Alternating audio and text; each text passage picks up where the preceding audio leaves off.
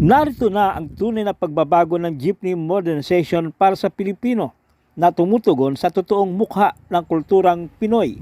Ang iconic modern jeepney na sa ilang taong dekada ay naging bahagi na ng mga Pinoy drivers at mga mananakay.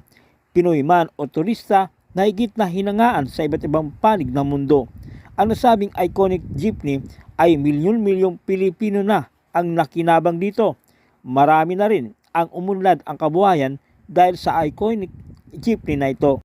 Noong ilunsad ang Public Utility Vehicle Modernization Program o PUVMP noong 2017, ang National President ng Liga ng mga Transportasyon at Operators ng Pilipinas o LTAP na si Ginoong Orlando Marquez Sr.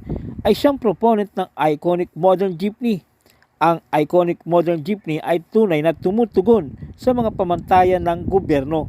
Ito ang tunay na makakapagbigay ng comfort, affordable, reliable, environment-friendly, and safe public transport service sa mga commuters. Ang Philippine Black Hawk ay namamayagpag sa mga lansangan sa buong Pilipinas bilang tunay na jeepney modernization para sa Pinoy.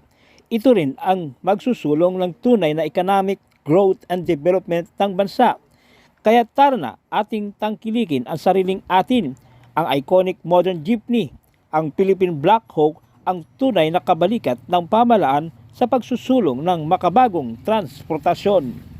Sama mga kababayan, ang nagpapatunay lamang na ang jeep ay mahal ng Pilipino. Dahil po ang Pilipino na hindi marunong sa pinanggalingan, mabaho ba sa bulok na isda. Ang ganda po nito.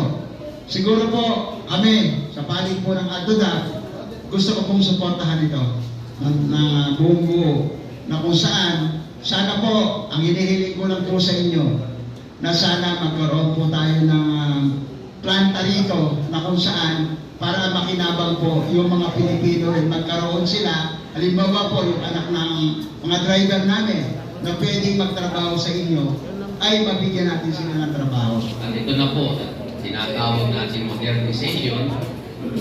Imbis na pagtutulan, pinag-aralan ko mabuti. Sa ngayon nga, mayroon ako naman natutuwa dahil tulad ng ginagawa ni Kasama Orlando, nagpapakita po siya ng mga isang example ng mga bagong modernized unit na kahawangis na wangis po ng ating traditional. Komportable kung sakyan, makikita naman po sa Rudo. Ito po isang moderno na, ano na siya, Euro 4. Kung nakaparada kayo nakadispituhan ngayon, dahil unang-una ang ating kasama kaibigan na Lando Marquez ay dinanay siya talaga na ang kapalit itong ating mga lumang jeep ay mas higit na matibay. Kaya salamat itong naririnig ko naman mga kapitalista. Ako naman kasi, syempre, kailangan mahalin natin kung ano ang kulturang Pinoy. So, syempre, ayoko naman pong mawala yung jeep. Kasi simulat pagkabata pa ako, nakikita ko na yan sila sa kalsada.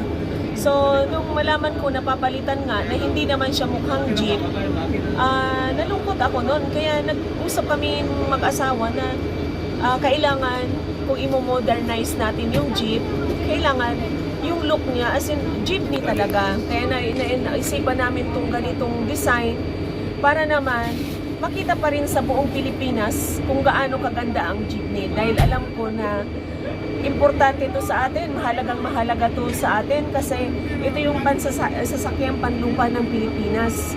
Kaya nga, mas gusto kong ganito yung design kaysa yung mukha talagang bus. Mayor, sa Albay po ba, kailan po nagsimula itong maipresenta o nag-ooperate na po ba siya sa probinsya ng Albay? Actually, hindi pa po siya nag-ooperate pero nakagarahe po yung ibang unit doon lang po sa farm namin. Pero naipresenta ko na siya noong 2018 pa, kaya lang nagkaroon tayo ng pandemic, kaya hindi na natuloy, kumbaga naka-standby. Ngayon lang ulit namin binuhay kasi nga, di ba, open na. Possible po ba by November 1st, aarangkada na rin yung mga unit natin sa November? Kayang-kaya. Kayang-kaya naman yan. Basta, depende sa datingan kasi.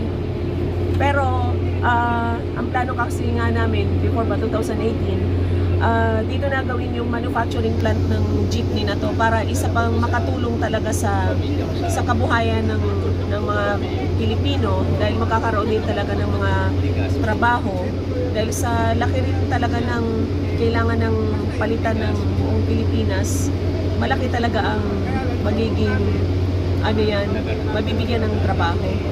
Sa ating pong mga kapwa Pilipino, tangkilikin po natin ang sariling natin ay pagmalaki natin ang ating kultura, ang traditional jeep, ang iconic jeep. Dapat po yan ang mamayagpag sa kalsada ng buong Pilipinas. Maraming salamat. Support sa government kay Presidente BBM. BBM. Okay?